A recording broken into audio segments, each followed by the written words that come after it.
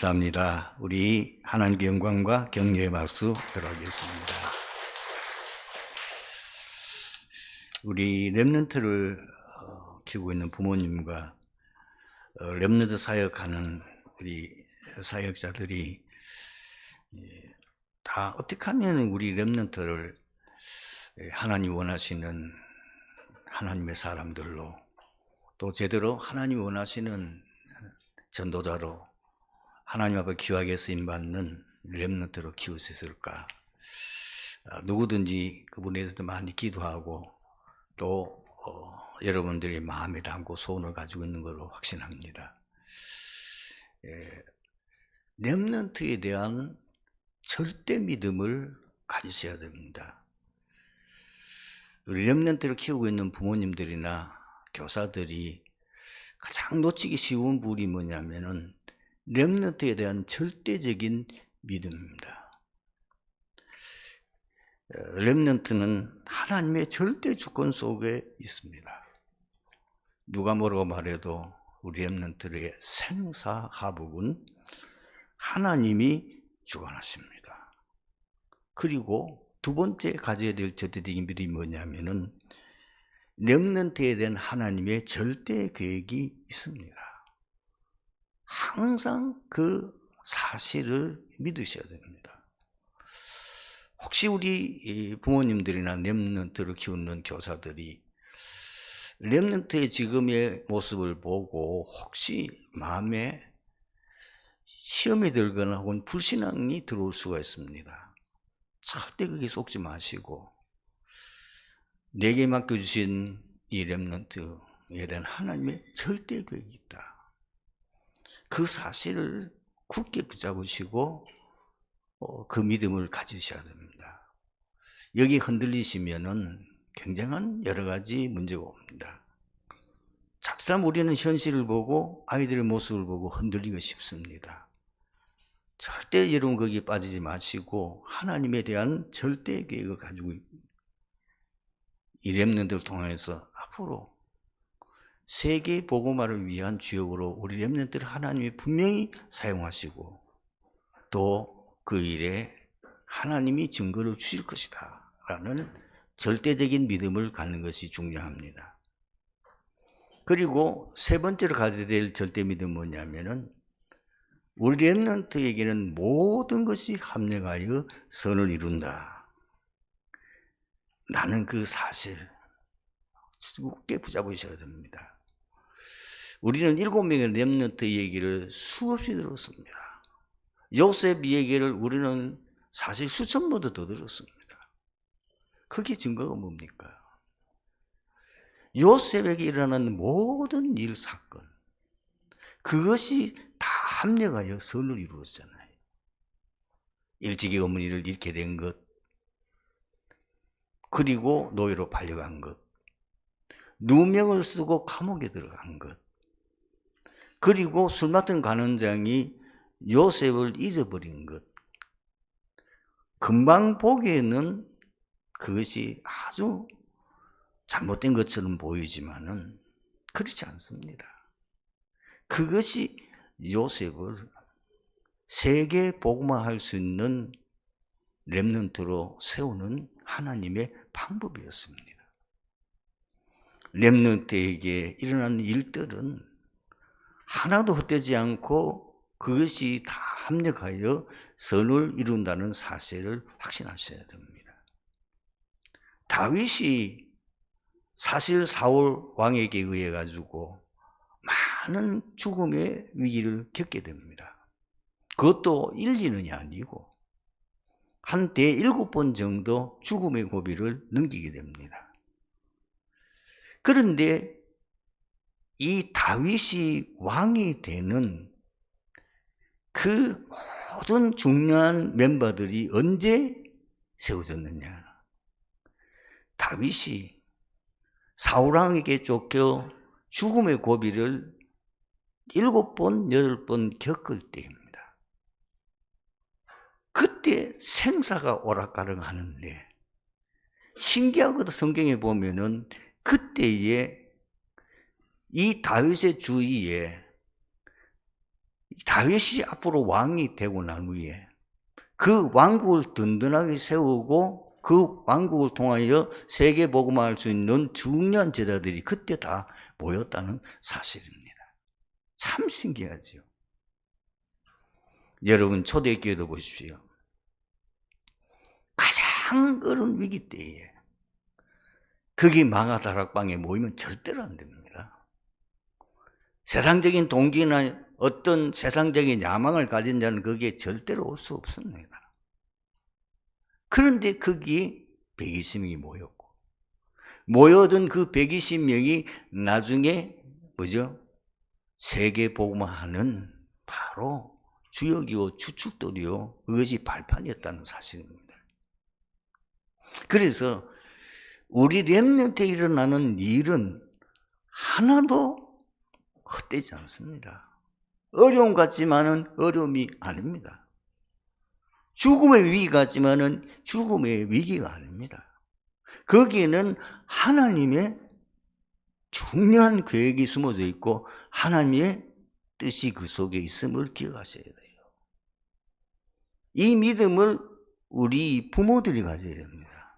이 믿음을 우리 사역자들이 가지셔야 됩니다. 제가 일일이 여기에서 설명하지 않아도 여러분들이 이해하셔야 됩니다. 여러분들 실망치고 여러분들에게 굉장한 고민이 될 문제들이 일어날 겁니다. 그거는 겉으로 드러난 것이고 그게 하나님의 분명히 합력하여 선을 이루는 하나님의 절대 계획과 뜻이 있음을 확신하셔야 됩니다. 그리고 더 중요한 것은 렘넌트에 대한 절대 믿음의 고백입니다. 여러분 거기에 민수기 14장 28절 말씀을 여러분 기억하십니까? 12 정탐꾼들이 40일 동안 가나안 땅을 정탐하고 난 뒤에 돌아와서 보고했습니다. 그 중에 10사람은 못 간다. 가면 우리 다 죽는다. 그런데 2사람은 여호수아와 갈렙만은 그 가나안 땅을 우리가 분명히 하나님 약속하신 것이기 때문에 차지할 수 있고 그들은 우리의 밥이다. 믿음의 고백을 했습니다. 어떻게 됐습니까? 그리고 그 10사람의 정탐꾼의 말을 듣고 대성통곡하며 완전히 불신앙에 빠졌던 사람들은 어떻게 됐습니까? 그 믿음의 고백대로 한 명도 뭐죠? 가나안 땅에 못 들어갔습니다. 믿음의 고백을 했던 여호수아와 갈렙만 가나안 땅에 들어갔다는 사실입니다. 거기에 이렇게 기록되어 있습니다. 나 여호와가 명사노라. 너희 말이 내 귀에 들린 대로 내가 행하리니. 이 말이 굉장히 중요한 말입니다. 저도 지난날을 이렇게 돌아보면은 참 많은 말에 실수가 있었고, 그리고 내가 굉장히 말하자면은 잘못된 말을 많이 했다는 것을 보는데 불신앙의 말입니다. 우리가 자칫하면은 렘넌트의 지금 상을 보고 우리도 모르게 불신앙이 들어와서 불신앙의 말을 하기가 참 쉽습니다. 왜? 지금 상황이 그러니까. 나도 모르게 불신앙의 말을 하게 돼요. 아이들에게 계속 불신앙의 말을 고백하게 된단 말입니다. 그것을 하나님이 들으신단 말이에요. 그거보다 더 아이에게 굉장한 영향을 주는 것은 그 부모가 하는 그 말을 아이가 듣고 상처를 받는다는 사실입니다. 부모에게까지 인정을 못 받는 자식이 세상에서 성공할 수 있습니까? 절대 못합니다. 부모도 나를 인정하지 않는데, 부모도 나를 바보같이 생각하는데, 부모도 나를 완전히 인간으로도 취급하지 않는 그런 저주 악담을 막 퍼붓는데 그 아이가 어떻게 살아남겠냐고 말이에요. 그래서 이제부터는 지금까지 했던 실수는 어쩔 수 없고, 어떻게 보면 여러분들이 지금까지 했는 실수 그것을 오히려 솔직하게 자녀들에게 잘못을 비는 것도 중요합니다. 내가 이제까지 내게 너무 너희 마음에 상처를 주는 말을 해서 미안하다. 내가 믿음이 없어 그렇다. 내가 부모로서의 너무너무 부족한 일이 많이 있다. 라고 여러분들이 솔직히 고백하고, 그러면서 그 아이에게 계속 믿음의 고백을, 너는 이 시대의 세계복음의 렘넌트라. 하나님이 너를 그 렘넌트로 우리 가정에 태어나게 하고 하나님이 너를 그렇게 보내신 것이다. 여러분, 제가 몇 번 그 예를 들어서 말한 것이 있을 겁니다. 사실 세상적으로 봤을 때는 모든 사람들이 안 된다고 했는데, 부모님이 그 아이에게 계속 믿음의 고백을 하고 믿음을 심어주고 용기를 줬는데 그 아이가 나중에 성공했어요. 가르치는 교사가 그 아이에게 다른 아이들은 모자란다고 그 아이를 왕따시키고 계속 괴롭히고 그렇게 했는데, 선생님이 그 아이를 보고 그 아이에게 믿음의 말을 한 거예요. 그런데 그 아이가 그거를 마음에 담았는데 그 아이가 나중에 최고의 성공의 자리까지 올라갈 수 있었습니다. 여러분, 우리 렘넌트를 키우고 있는 부모님들이나 렘넌트를 키우고 있는 교사들에게 가장 중요한 것은 절대 믿음입니다. 그 절대 믿음을 가지면은 절대 고백을 하게 돼 있어요. 믿음의 고백을 하게 돼 있는 거예요. 그런데 그 고백이 그 아이의 인생을 좌우한다는 사실을 기억하세요. 우리는 허황된 게 아닙니다. 우리는 언약 안에 있고 분명히 언약을 가진 렘넌트이기 때문에 하나님께서 하신 그 말씀, 그 언약은 반드시 성취됩니다. 그래서 우리는 이 렘넌트에게 절대 믿음을 가져야만 반드시 그 렘넌트가 바르게 성장하고 제대로 응답받을 수 있다는 사실을 꼭 기억하시기를 바랍니다. 본문은 예수님께서 무리들에게 곡식과 가라지의 비유를 말씀하셨는데, 제자들에게만 있을 때에 제자들이 예수께서 비유에 대해서 설명해 주실 것을 요청했을 때에 곡식과 가라지의 비유를 설명한 내용입니다. 여기서 말하는 가라지는 독보리의 일종으로 가짜밀이라고 불리기도 합니다. 싹의 모습이 밀이나 보리와 아주 흡사하여 실제로 이삭이 패기까지는 식별하기 어렵다고 합니다. 그런데 사람이 잘못해서 먹었을 경우에 급한 설사와 구토 등의 증상이 나타나며 심할 경우에는 목숨을 잃게 될 수도 있다고 합니다. 예수님께서 이 비유를 통해서 말씀하시고자 하는 메시지는 무엇입니까? 첫 번째입니다. 이 세상에는 두 종류의 사람이 존재함을 말씀하고자 하는 것입니다. 여러분, 오늘 본문 38절 말씀 보십시오. 예수님께서 비유의 말씀을 이렇게 설명하셨어요. 밭은 세상이요, 좋은 씨는 천국의 아들들이요, 가라지는 악한 자의 아들들이라고 말씀하고 있습니다. 말하자면 이 세상에는 예수 그리스도를 믿음으로 구원받은 천국 백성들이 있습니다. 그리고 두 번째로 구원받지 못한 마귀의 백성들이 있습니다. 심지어 지상교회 안에도 두 종류의 신자가 있습니다. 마태복음 25장 31절에서 46절 보면은 예수님께서 마태복음 24장은 제자들이 물었어요. 언제 이루 예루살렘의 이 성전이 돌 위에 도나도 남지 않고 다 무너뜨려지느냐? 그때 예수님께서 말세에 대한 예언을 하시고, 마태복음 25장은 말세 교회 모습을 몇 가지 비유로 말씀하셨습니다. 그 중에 한 가지 비유가 뭐냐면은, 말세 교회, 그 모습을 심판할 때에 어떤 모습이냐면은, 교회 안에 모든 성도가 양이 아니에요. 그 교회 안에는 양이 있는가 하면은 염소도 있음을 말씀하고 있습니다. 여기서 우리 성도들이 지혜롭고 영적 분별력이 있는 처신이 중요합니다. 자칫하면 우리는 성도님들이 교회에 와서 시험 들 수가 있어요. 특히나 믿음이 어린 성도들이 자칫하면 교회에 와서 시험 들고 그것 때문에 낙심할 수가 있습니다.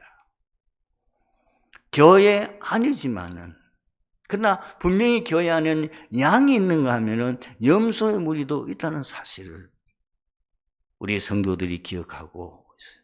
이 세상에는 여러분 하나님의 백성하고 구원받지 못하는 마귀 백성들하고 함께 이 세상에 존재하고 있다는 사실, 이것을 예수님께서 지금 곡식과 가라지 비유를 통해서 보여주는 거예요. 여러분들이 세상 나가서 생활할 때에 많은 사람들로 통해서 어려움을 당할 겁니다. 그것 때문에 여러분들이 굉장히 힘들 수도 있습니다. 혹시나 이걸 잘못해서 사람들 통해서 사기를 당할 수도 있습니다. 누명을 쓰고 여러분이 굉장한 어려움을 당할 수도 있습니다. 내가 아무 잘못도 없는데 내가 세상에 살면서 사람들로부터 굉장한 내가 어려움 속에 빠질 수도 있습니다. 당연한 겁니다. 왜 그렇죠? 이 세상에는 천국 백성이 있는가 하면은 마귀 백성, 영원한 지옥에 들어갈 악한 백성들이 이 땅에 있고, 더 엄밀하게 말하면은 천국 백성들은 숫자가 얼마 안 되고 마귀 백성들이 거의 대부분을 차지하고 있다는 사실을 우리가 알고 세상 생활을 해야 됩니다. 세상이 어렵습니까? 당연한 겁니다. 세상에 문제가 옵니까? 당연한 겁니다. 세상이 이상합니까? 당연한 거예요. 왜 그렇죠? 마귀 백성들이 있으니까. 지옥 갈 백성들이 더 많으니까. 그걸 여러분들이 기억하지 않으면 안 된다고 말이에요. 그런데 두 번째로 이해가 안 되는 게 있어요. 우리가 이해가 되는 게 뭐냐면, 왜 하나님께서 가라지를 그냥 두라 하시는가? 그때마다 이 사람들을 처리하면 될 건데 왜 그냥 두라 하느냐는 거죠. 그것이 오늘 본문 27절에서 바로 29절에 나와 있지요. 집주인이 종들이 와서 말하되 주여 밭에 좋은 씨를 뿌리지 아니하였나이까? 그런데 가라지가 어디서 생겼나이까? 주인이 이르되 원수가 이렇게 하였구나. 종들이 말하되 그러면 우리가 가서 그것을 뽑기를 원하시나이까? 주인이 이르되 가만두라. 가라지를 뽑다가 곡식까지 뽑을까 염려하노라. 왜 그렇지요? 이 가라지를 뽑는다고. 뽑다가 보면 잘못하면 뭐죠? 천국 백성들이 실족하기 쉬워요. 지금 세상에서 불신자가 처음 예수 믿을 때에는 그 사람들이 착각해요. 교회에 오는 사람 다 천사인 줄 안다니까요. 교회에 오는 사람들은 우리 세상 사람과 다른 아주 말하면 착한 사람들이 오는 줄 알고 있어요. 그런데 교회 와보니까 교회가 안 그런 거예요. 그런데다가 교회가 만약 예를 들어서 이 교회 안에서 잘못하는 사람, 이상한 사람들을 만약에 교회가 무슨 벌을 내린다 합시다. 그러면 어떻게 돼요? 처음 교회 온 사람, 믿음이 어린 사람들 그걸 보고 시험이 된다는 거예요. 그래서 하나님께서 뭐냐, 가라지를 뽑다가 혹시 곡지까지 뽑을까 두렵다. 그래서 교회는 그냥 자라게 두는 거예요. 오히려 가만 놔도 돼요. 왜냐? 나중에 하나님께서 정확하게 모든 것을 분별해서 그에 따라서 모든 걸 하나님이 처리하신다는 것을 분명히 말씀하셨습니다. 그리고 더 중요한 게 있어요. 악한 자들을 통해서도 말씀을 성취하시고 하나님의 뜻을 이루신다는 겁니다. 요셉이 출세하는 그 길목에 요셉을 출세시킨 중요한 멤버들이 누굽니까? 불신자입니다. 누구죠? 보디발의 그 보디발, 그리고 보디발과 아내, 술 맡은 간행장, 심지어 누구죠? 그 바로 왕, 불신자입니다. 그런데 하나님께서는 이 사람들을 통해서 요셉을 굉장히 영적으로 세울 뿐만 아니라 모든 세상 사람들에게 하나님의 살아계심을 증거할 수 있는 증거들이 그걸 통해서 나타나게 되는 거예요.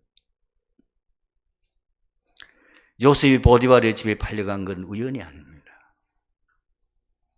완전히 불신자 가정인 것 같지만 거기에 하나님의 중요한 계획이 있었음을 보여주는 거죠. 그래서 여러분 세상 살아가면서 이런저런 어려운 일들, 사람들을 통해서 이런저런 시험, 문제가 온다 하더라도 낙심할 필요가 없습니다. 그런 사람들을 통해서 다 결국 하나님의 뜻을 이루도록 하나님이 역사하시는 거예요. 그걸 통해서 하나님의 말씀이 성취되고 하나님의 뜻이 이루어진다는 사실을 기억하셔야 됩니다. 직접 제가 보지는 못했고 이스라엘 나라 같은 그 지역에도 양을 많이 기르는데 그것이 이스라엘 나라 같은 나라에도 늘 더운 것 같지만 어떨 때는 그것도 여름이 있고 겨울이 있어요. 겨울이 되면 밤에는 굉장히 쌀쌀해요. 그러니까 양들이 추우니까 한 곳에 모여가지고 이렇게 밤을 지낸단 말이에요. 그런데 이 양들이 너무 순하다 보니까 추우니까 모여가지고 그냥 겹쳐 있다 보니까 맨 밑에 있는 놈은 숨 못 쉬고 죽어버린 거예요. 죽어도 몰라. 죽어도 그냥 해. 그럼 어떻게 하면은 그 밤에도 한 마리 양도 죽지 않고 놔두느냐? 그 속에 염소 한 마리 넣어두면 된다는 거예요. 염소가 밤새도록 떠받아가지고 양들이 모이면 떠받아버리고 모이면 떠받아버리고 모일 수가 없어. 그리고 늘 쫓겨다니다 보니까 뭐지요? 몸에 열이 나. 제가 직접 보지는 못했습니다만은 저 깊은 바다의 원양 어선 거기 가서 고기를 잡아가지고 이제 어떤 건 산채로 가져와서 그것을 이제 회로 사용하는 그런 고기들. 그냥 놔두면은 그것이 수십 일 걸려오다 보니까 많은 고기들이 거기서 죽는데요. 그럼 어떻게 하면 한 마리도 죽지 않고 그 귀한 고기, 그 횟감으로 쓰는 고기가 얼마나 귀하고 값이 나는 고기입니까? 그걸 한 마리도 죽지 않고 생생하게 살아서 이 육지에 도착해 할 수 있느냐? 거기에다가 그 고기를 잡아먹는 상어나 혹은 그걸 한 마리만 넣어두면 된대요. 안 잡아먹힐라 가지고 도망 다니다 보니까 안 죽어. 여러분, 왜 성도에게 어려움입니까? 그것이 나를 신앙 훈련하는 거예요. 왜 여러분들에게 자꾸 문제가 생깁니까? 여러분 생각할 때는 문제 없으면 좋을 것 같잖아요. 사람은 문제 없으면은 반드시 게을러지고요. 문제 없으면은 타락됩니다. 인간의 본성을 가지고 있는 우리는 어쩔 수가 없어요. 그래서 하나님께서는 어떨 때는 우리에게 문제를 던져주어서 우리의 믿음을 탁 성장하게 만들고 항상 깨어서 기도하도록 만드는 거예요. 그러면 우리가 천국 가는 날까지 우리 믿음 지키고 그렇게 우리가 믿음으로 영적으로 힘을 얻어야만 세상에서 복음 전하는 증인을 살아갈 수 있기 때문에 그런 거예요.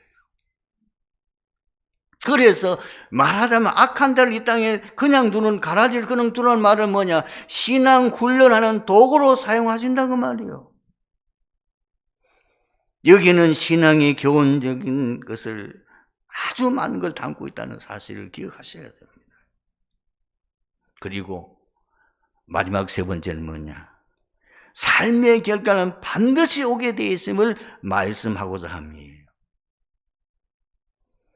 어떤 사람은 악하게, 어떤 사람은 선하게, 어떤 사람은 평생 썩어질 육신적인 것 위해서 자기 생명, 자기의 온갖 수단 방법으로 사는 사람. 그래서 세상에 성공도 하고 세상에서 많은 것도 이루고, 그런가 하면 어떤 사람은 자기 믿음 지키기 위해서 그 믿음 지키기 위해서 생을 걸고 헌신하며, 어떤 사람은 복음 전하다가 순교도 하고, 어떤 사람은 복음 전하기 때문에 많은 세상 것을 잃고 고난당하고 저유리 방황하며 살아가는 그 사람들. 만약에 그대로 인생 끝난다면 너무 불공평하잖아요. 그게 아니에요. 반드시 삶의 결과는 오게 돼 있음을 말씀하는 거예요. 그래서 오늘 본문 30절에 이렇게 말씀하고 있습니다. 둘 다 수수 때까지 함께 자라게 두라. 수수 때에 내가 수수꾼들에게 말하기를 가라지는 먼저 거두어 불사르게 단으로 묶고 곡식은 거두어 내 것관에 넣으라 하리라. 분명히 오늘 본문에 나와 있는 39절에서 43절 말씀 보십시오. 마지막 때에는 추수꾼이 누구냐? 천사들이에요. 결국은 가라지는 다 먼저 이들을 다 어디 갑니까? 찾아내서 이들을 지옥에 던집니다. 그리고 곡식은 결국은 천국으로, 그리고 아버지 나라에서 해와 같이 빛나리라. 귀 있는 자는 들으라. 뭘 말하는 겁니까? 오늘 보면 43절에 나온 것처럼 천국 백성들은 반드시 어디로 갑니까? 천국에 들어가게 돼요. 나중에는 그 상급과 영광을 반드시 얻게 될 것이다. 사도 바울은 말합니다. 내가 선한 싸움을 싸우고 믿음을 지켰으니 이제 후로는 나를 위하여 의의 면류관이 예비되어 있는, 나뿐만 아니라 이것을 삼하는 모든 자에게니라고 말씀하고 있습니다. 그런가 하면은 마귀의 백성들의 결과는 41절에서 42절 말씀처럼 결국은 영원한 지옥과 그 형벌을 받게 될 것을 말씀하고 있습니다. 우리 인생이 세상으로 산다면은 우리 믿는 신자에게 너무 억울하잖아요. 어디 보면 너무 불평등하잖아요.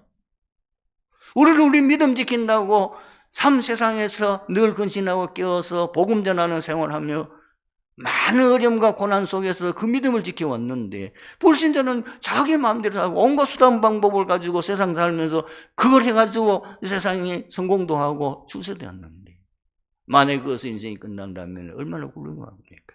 절대로 그런 법이 없다는 거예요. 오늘 말씀의 결론입니다. 반드시 심은 대로 거둡니다.